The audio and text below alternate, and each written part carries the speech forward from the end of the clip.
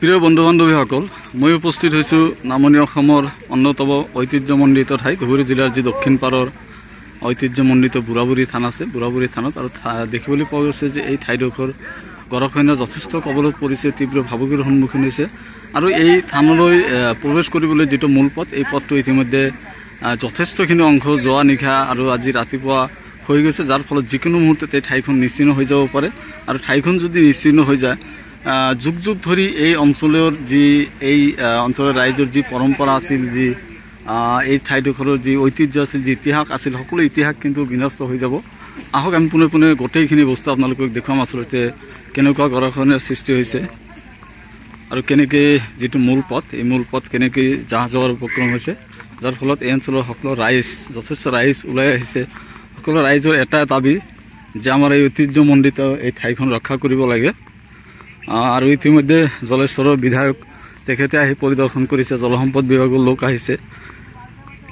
কিন্তু ৰাইজৰ এটাই কথা, হিন্দু আৰু মুছলমানৰ যিহেতু আৱেগ এই ঐতিহ্যমণ্ডিত বুঢ়াবুঢ়ী থান, গতিকে এই আৱেগপূৰ্ণ ঠাইখন যিকোনো হালতত, যিকোনো পৰিস্থিতিত ৰক্ষা কৰিব লাগে, ৰাইজৰ এটাই দাবী। আৰু আপোনালোকক এতিয়াও দেখুৱাম, আচলতে এইটোৱে হ'ল মূল পথ, এইটোৱে হ'ল মূল পথ। ইতিমধ্যে পথটো যথেষ্ট খহনীয়াৰ সৃষ্টি হৈছে, তাণ্ডৱ লীলাৰ সৃষ্টি হৈছে। আপোনালোকে দেখিবলৈ পাইছে, কেইদিনমান পূৰ্বে ইয়াতে জিঅ' বেগৰ কাম কৰা হৈছিল, সকলো ছিঙি গৰাখহনীয়াই লৈ গৈছে।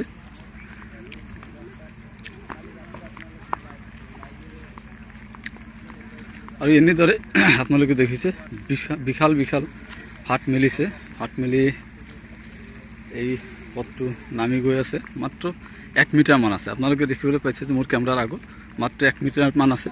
আৰু এইখিনি যদি যাহ যায়, একেবাৰে এইফালে ব্ৰহ্মপুত্ৰ নদীৰ লগত সংলগ্ন হ'ব,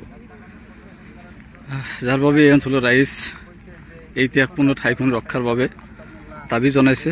জিলা প্ৰশাসন কওক বা চৰকাৰ কওক, সকলোৱে ওলাই আহি এই ঠাইখিনি ৰক্ষা কৰিব লাগে, তাৰ কাৰণে ৰাইজে দাবী উত্থাপন কৰিছে।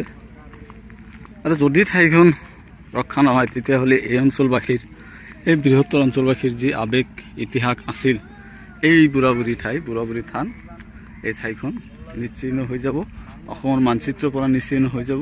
আৰু ইয়াৰ যি ইতিহাস আছিল, যি ইতিহাস আছে, সকলোখিনি হেৰাই যাব। গতিকে আহক স্থানীয় ৰাইজে কি কয়, আমি সেইখিনি কথা আপোনালোকক শুনাম।